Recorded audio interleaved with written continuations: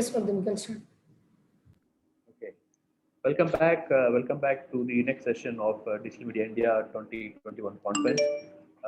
We have Segriga Waller, who is WAN-IFRA's associate consultant based in Germany.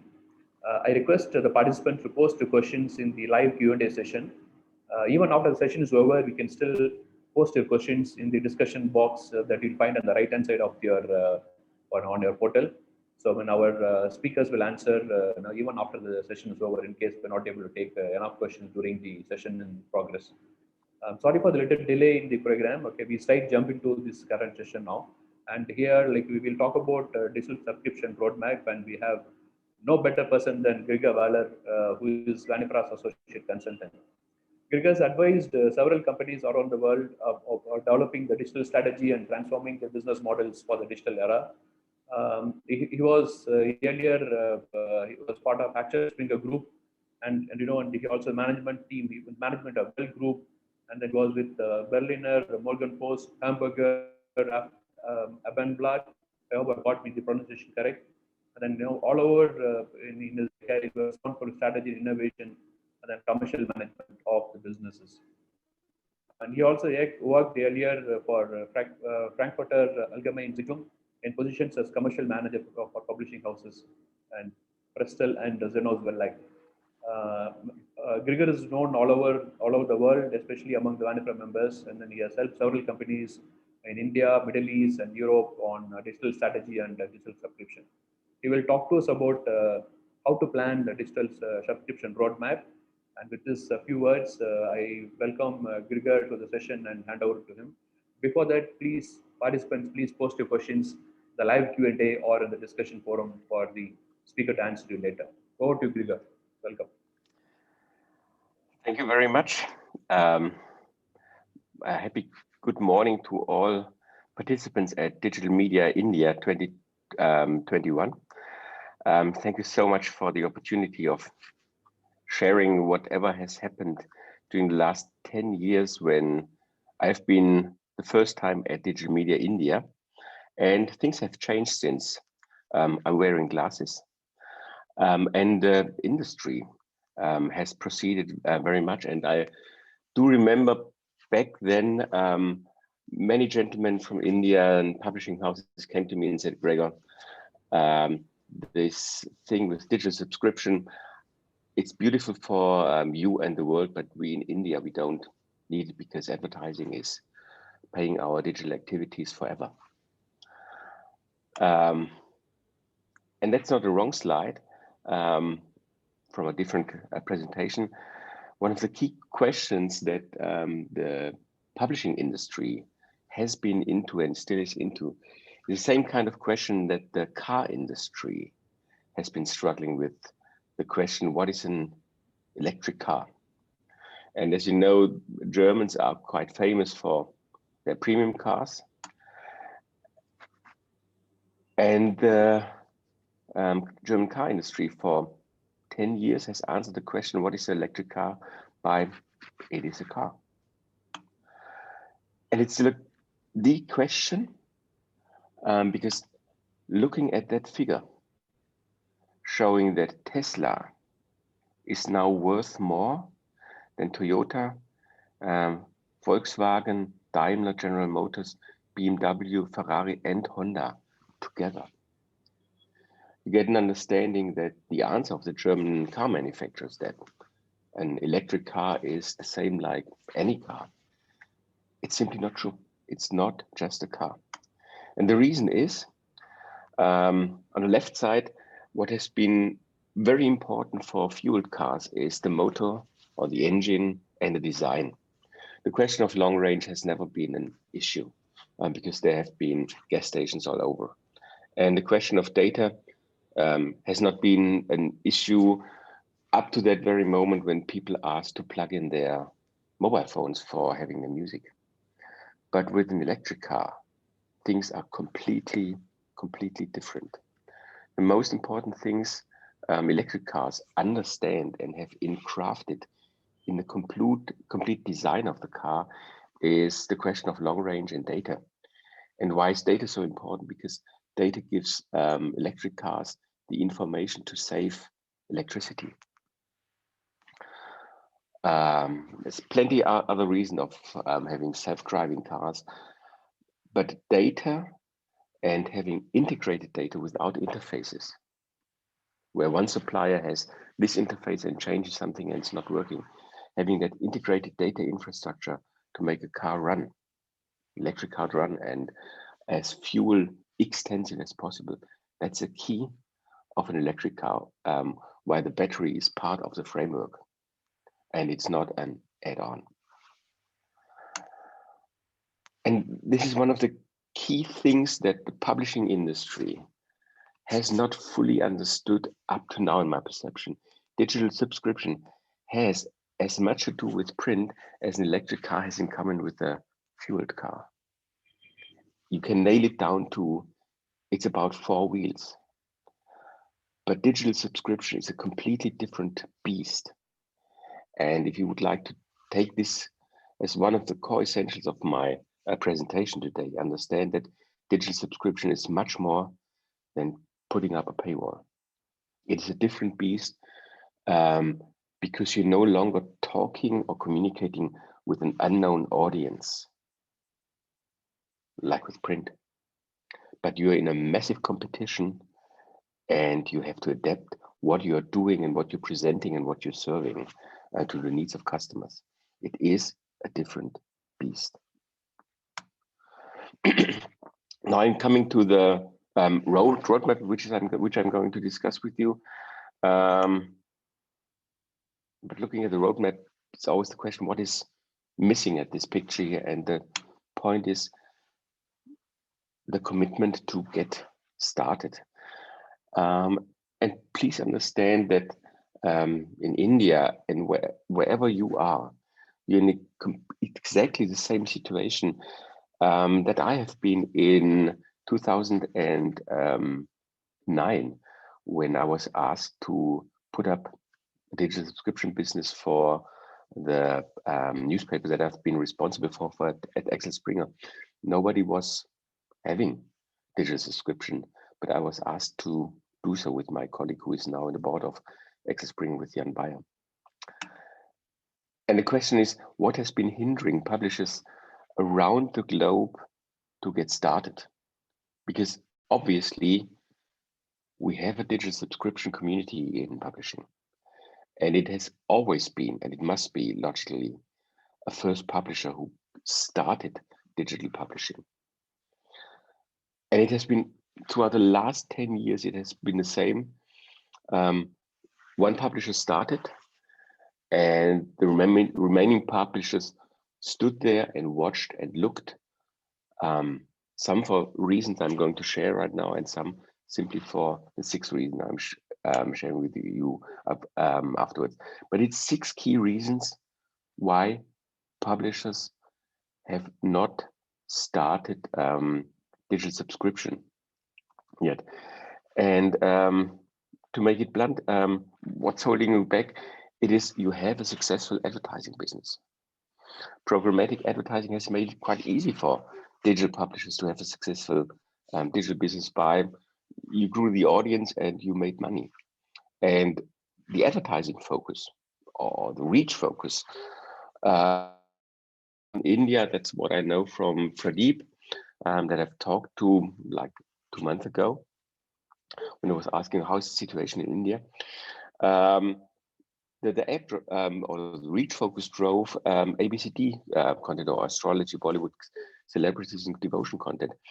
And that educated a large percentage of your editorial to believe that ABCD content digitally is the content that they should excel of. And man, they did excel. But as you know, like in other countries, GDPR initiatives around the globe and the already ongoing changes in the dominating browsers like Google Chrome or Apple Safari or Mozilla Firefox that are going to lead to the death of cookies. This business model of advertising is going to advertising with large audiences is going to change dramatically by 2022, and that's a year down the road. And adding digital revenues to your P&L by then will be absolutely essential. And that's why what we are talking about digital subscription now.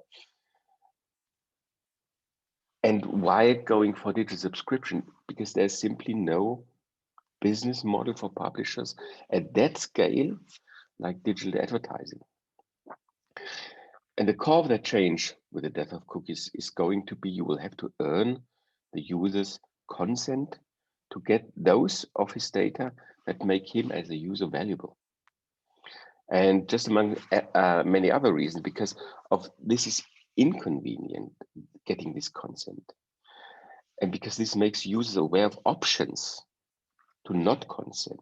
This will reduce traffic and programmatic revenues. But the good message is with digital subscription, if you're successful in digital subscription, then success in digital advertising are not competitive, but they are going to be hand in hand.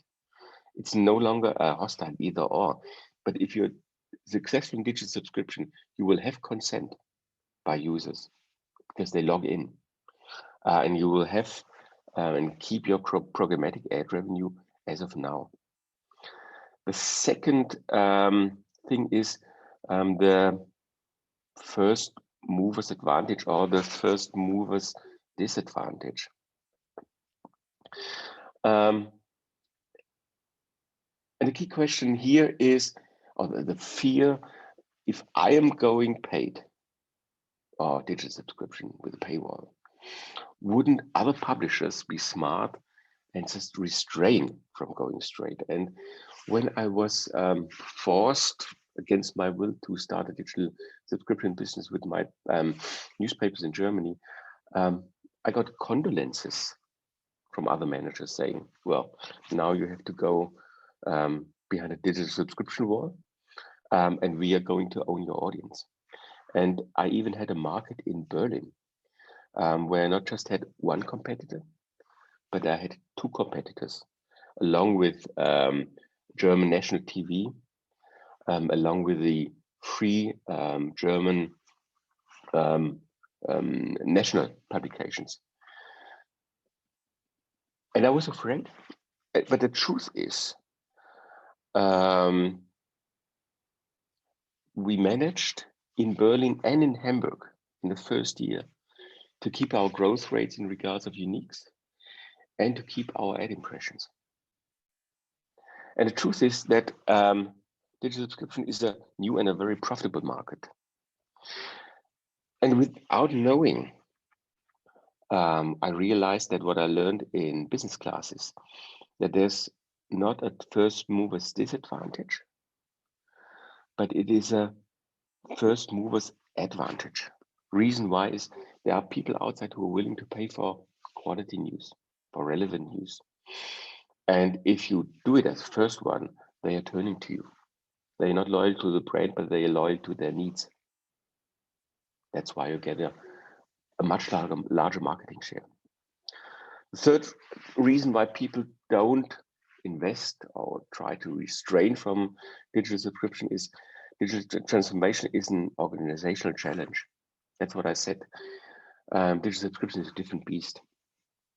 And if you have an idea or understand from an editorial perspective or a management perspective that going to the subscription, digital subscription is going to change your organization, it's always something you don't want to have because it's turmoil, it's difficulties, it's long working hours.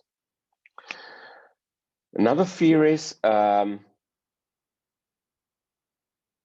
many editors that I'm talking to, they're kind of afraid of they have to reinvent the wheel and understand what is this kind of quality content or new content or content which is better than free. And I'm still reminding them, if you have a paper which people are paying for, you already have that content that people are paying for. You just don't have it in a relevant setting on a digital platform.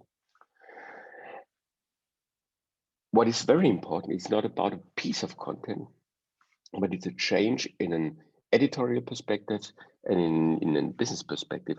You're changing from manufacturing a product at the end of the day that you're printing and delivering the next day as a product. You're changing digital subscription to a service. It's about complementing, it's about accompanying your users and your subscribers over the course of the day, that whenever they have a pocket of time to use your news, that you're ready and that you're there. And the fifth reason why publishers on the globe didn't jump into the water was the reason that next year is better, because they think I can learn from the other publishers that have stepped in front of me. We can learn from others the trick, but the truth is, the pain is the same, because we're not talking about a trick or a new product. There are no shortcuts in digital subscription, because we're talking about a transformation. We are talking about a completely different beast. And this has not something to do with a trick we can learn, but it's a process, transformational process of the publishing house. And there are no shortcuts. And the sixth key reason, I haven't noted it here because it's kind of a personal one, but it's simple: fear. Fear to fail. But you have to change it. If you're carrying the cross, that's a saying in Christian countries, if you're carrying the cross, you're the first who is going to be blessed. And that's true for digital subscription. You make the experiences first, you learn faster, you have the better product. And in a different market of paid subscription, you gain a larger market share. The question is, and I'm very happy to nail it down, is what is a subscription? When I'm talking about a digital subscription, it's asking a customer to regularly pay money for a product. And this is something, a quote, which I'm regularly reading from Piano, and I really appreciate it. And it's goes back to Ben Thompson from Surgery.com, and he said, but when it's about regular payment for a product, what is the product in the context of news?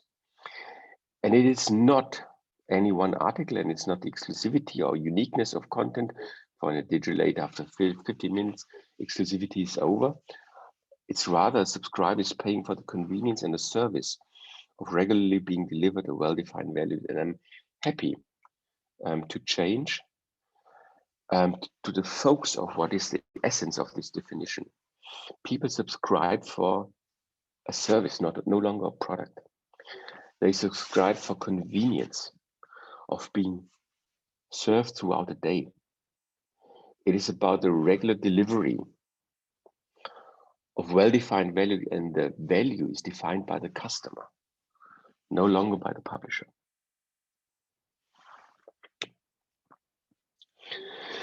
And if you're looking at successful paid content projects or exams around the world, everybody's landing at the New York Times, which have been hitting 6.5 million digital subscribers on the globe. And everybody's saying, well, we're not the New York Times, and you're right, you're not. But what they have done in transforming their business and understanding what digital subscription is a different beast, is they have understood that it's a small percentage of their target group or their potential target group of their market, which is generating the revenue and the profit that they're doing. The 3.6%, that's from the 2019 balance sheet of the New York Times, and it's going to change and improve 2020. So who is that small target group? And it's one of the most essential questions if you want to understand that different beast called digital subscription. And there's many consultants and many presentations about who is this target group. And I'm nailing down it very practically with those two charts shared by Amedia, which is a large newspaper group with very small publications, like from 6,000 to 25,000 editions in Norway and Sweden. And at the left chart, you are seeing the propensity to make a subscription of people in relation to how many visits they are doing on a news website per month. And you're seeing from 21 visits on, the willingness to subscribe is just rising radically. And at the same time, they have shared those people who have subscribed and those subscribers that visit once per month the new subscription. They have a dropout rate of 50% after 20 weeks. And those who do 25 or more visits per month, they have a dropout rate which is like 20%. The core message of who is willing to subscribe is those people who are regularly or frequently using your new service. Both on the willingness to subscribe and secondly, on it is reverse related with churn. So the target group you should identify, and it's very key on your roadmap, is make clear to identify those people who frequently visit your website.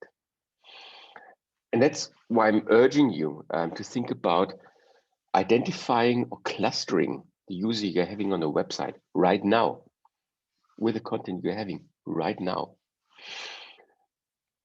In a loyalty group, which I'm calling heavy users, they are doing more than 100 visits per month, which means having 30 days, they are 3 times or more on your website on average. They have fully understood the value of your website. And if it's not just only ABCD content, because entertainment content is not working so well in regards of digital subscriptions, but still is. This is the target group which you are going to immediately turn into subscribers as soon as you're putting up a decent paywall. This and the size of that target on average would be around 1%. The second target group, it is users that visit your website some 33 to 100 times per month. Basically, they're there every day, every workday, twice. They have understood the value of your web service as well. They are very likely to churn to subscribe. The third group would be the regular users. They have 21 to 33 visits per month, which is still above the 21 visits I've shown you here. So they have to be taught why they should subscribe, and they should be triggered to use more of the content and understand the value of the content more. They have sizes like 5 to 8, 9%, in average 7%. Then they have the loyalty group or the loyalty class of occasional users. They're there more than 3 times, up to 20 visits per month. With marketing activities, my idea or my suggestion is to push them with value communication to become regular ones, so that the propensity to be there every day, and subscription only makes sense if they are there every day, that it is there. And then just simply understand that 70% of your users on average are flybys. They're coming, they are bouncing back, and they are not adding any value to your subscription business. Bomb them with any kind of advertising you're having, as long as the cookie is working. More important is understanding the user journey, how you identify not the potential to subscribe with the 5 loyalty groups, but how long those target groups will stick with you. And you have the anonymous user, where you have no data. Then in areas of GDPR, I highly recommend that you have a registration wall, so you're getting registered users. And then train your registered users that have an account to be logged in users with adding benefits to being logged in as opposed to just having an account or being registered. Then there are users with day pass. They come for content which they actually want to read now. They are not committed to a subscription yet, but you can get them with a day pass. But if you're smart, you're having not only day pass at a price of, let's say, $1, but you're having a subscription offer, which allows them to access your content for a trial price, which is below the day pass price. So it makes sense to go in a regular usage of your content, which has been one of the key essentials of the definition I've given to you, the regular use or the habitual use of your content. After subscribers and trials have become young subscribers. These are subscribers who subscribe at full price for 1 to 3 months. And please understand that on average, subscribers who are young subscribers, they have subscribed to you already 4 times. Then they are regular subscribers, and the churn rate for them is going lower. And the last threshold to become a really faithful subscriber is if there are subscribers who are older than 33 months of paying full price, then the churn rate is sinking again. In discussing churn, I'm coming back to the subscription growth equation. Some of the things that subscription publishers around the globe have learned is that it's not enough just looking to grow customers with sales activities, but it's looking after the churn, to keeping them. And if you want to become a profitable digital subscription publishers, you are investing as much time on the churn and making people to stick and stay with the subscription, then you're putting effort in customer acquisition. I think the second most important topic in regards of digital subscription is pricing. Or it's at least one of the most important components of a paid subscription success.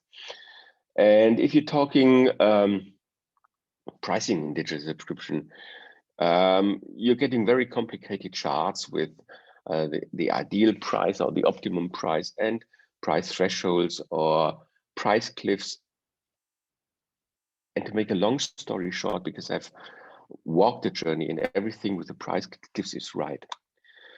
But we're talking about a roadmap and cornerstones. And one of the key things you have to know is there is nothing in digital like an optimal price. Like you have to identify it and everything is fine. And the optimal price is that if you price too high, you have a price cliff and the people are leaving and the overall revenues are going down, or if it's too low, then people will be willing to pay more and your overall revenue is too low. Get started with a reasonable price and just make sure that this price that you're launching as your official price, standard price, that it's never too low. Because if it's too low, the value positioning of the pricing is like you're unsure about the value and you cannot skim, like putting out offerings at a lower price later. One of the some of the most successful offerings in Germany in the last years have been publishers that asked, that they just went to the market with a subscription where they included e-paper and a digital subscription. You had no opportunity of just getting access to the digital subscription. And so they entered the market with something like 30 euro or $35, which is immensely high for a year. But the reason was they said there are so many people who are willing to pay so much for us. So let's skim them. And after 1 year with a high price, then they offered a digital only or online only subscription at a price which is just 10 euros or 15 euros. But they have skimmed it. And understand that digital subscription pricing It's targeted and strategic, and it's much closer to fair pricing, where you know that nobody is paying the same kind of price. You have a standard price, and there's always in pricing, there is components, and you have to be clear in communicating them. It's about the cancellation opportunities, about the time you commit, about the scope and access, whether you have access to all content or parts of the content. And the price should just be the residuum, the last component of the piece that you've learned in marketing. Think about standard prices, annual offers, which is for 12 months. So there's a reason to have a lower average price. You have subscriptions or offers where you just have access to sections like on sports or like on comments or like on food, where you've maybe no trial period, or flash sales, where you're saying over the course of 4 days, you have a very lowered price, or you have promotion sales at a very low price for 15 months, and then €10, which is the standard price afterwards. So think about setting a reasonable price. It should be high enough to allow you to go in many segments. And in print, you had 2 campaigns. In digital, you have 50 campaigns, 70 price campaigns per month to skim the market and to have smaller segments of the audience to come on board. And again, ask people to pay. And asking people to pay has to do with different kind of paywalls. There is hard paywalls, like the Wall Street Journal. If you're looking at the content quality and the volume of content used as the kind of the sphere you have to address with a paywall, all content at the hard paywall is paid for. Then you have a charity paywall. And the idea of the charity paywall is we have different kind of contents, but you have people paying you at free will. For example, The Guardian is working on that one. Then you have the metered model. The idea of the metered model is you have a certain amount of contents which you can use, which is free. And as soon as you're stepping over a certain meter, you have to pay for it. Basically, the idea is I have people who frequently visit the website, and if they are frequently on the website, I understand that they see value, so I'm asking them to pay for. The model which is now taking over as the most dominant model in the paid content or digital subscription market is a freemium model. The idea of the freemium model is there's lots of free content that everybody can use for free. You use that free content to bring people to your website, to introduce them to the brand and to the quality of the content you're having. And there's pieces and parts of the content which are premium, and you cannot access them without a subscription or a trial subscription. Then there are time wall models. The idea of we have 2 to 3 minutes for the session, so maybe we can go a little faster. And we have the time wall model. Time wall model is it's like a premium model, but if you are accessing the content in the first hour after it's published, you can access even the premium content for free. And the idea is you're urging people to frequently come to your website so that finally, when they're not in time, they are subscribing. And then there are very advanced propensity wall models. They are analyzing in a kind of a black box your audiences, and they're making offers to the different kind of KPIs, where they identify you're somebody who is coming early in the morning. And so early in the morning, they are going to give you a price offering. And it's high tech and it's working very well. And examples would be Neue Zürcher Zeitung, for example.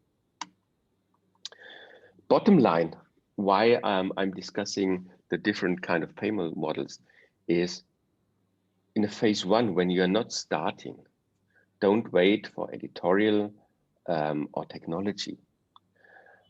You can't buy time in learning how to make content or relevant content. So start with the metered model. With the metered model, you don't have to have editors who create premium content. In phase 2, after your editors have learned with the data from the metered model to actually create premium content, you switch into a premium model. And in phase 3, then when it's about to excel and to scale, then use a propensity model with a supplier at that time. And always think about the more often you make offers to your customers, they are realizing that you're serious with and that you're convinced of your offer's value. So the exposure rate of offerings to your audience in whatever kind of model is key to make your audience understand that you're a valuable offering. Understand that subscription success is a long-term marathon. And one of the key things is if you want to make digital subscription success, CEO and COO, editorial top management, product technology, and marketing sales must make it to their first priority. And Mark Thompson, the CEO of the New York Times, he said a very important thing is why those key owners must be aligned.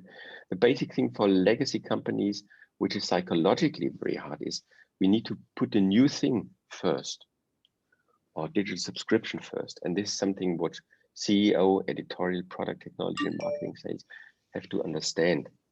To put digital subscription first, and the old thing, which is earning the money, second. Even if the old thing is still most of our economics. And the secret of the cultural change or the team marathon is you have to understand that digital subscription works with content and technology and marketing. And as long as you have silos in the publishing house with editorial and business, there is no idea, no reason to come together in the mornings and agree on what kind of content you have planned, which is premium, so that marketing can promote it, and technology, you can promote it and visualize it in a proper thing. And this is a chart from a German publisher who has been quite successful in paid content after 8 years. And it took them 6 years to understand that monetization starts if they are combining those key stakeholders in the mornings so that they are driving the business. And the last thing, and it's just 2 charts left, it's about testing and learning as a culture.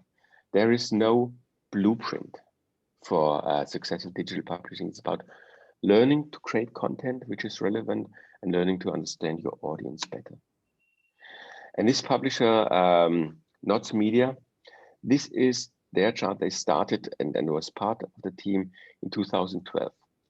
And the culture took them until 2017, when they started to have that cross-functional teams that did 180 tests of different kind of content, how to improve processes, how to improve the paywall. And as soon as they started with those cross-functional terms that did nothing else than testing and learning tiny parts of the subscription chain, value chain.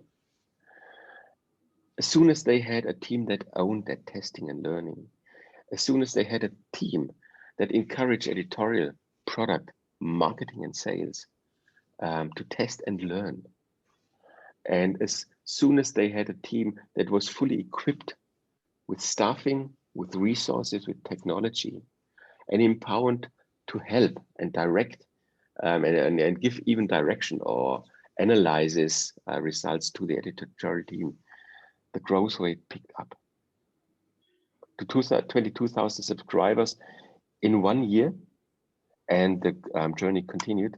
And if there's one wrap up, closing remark. Never stop testing and learning to create more of the engaging and relevant content, embedding that content in improved product and features. If you want to sell digital subscription, you're selling content and you're selling convenience and a service, and you have to create it. And the smartest thing is, in Germany, it took us 10 years to understand that it's better for all publishers if they do it jointly. As long as users have free options, they are slower in picking up. So going that roadmap and going it jointly as publishers, that's a smarter thing I can give and hand over to you in India.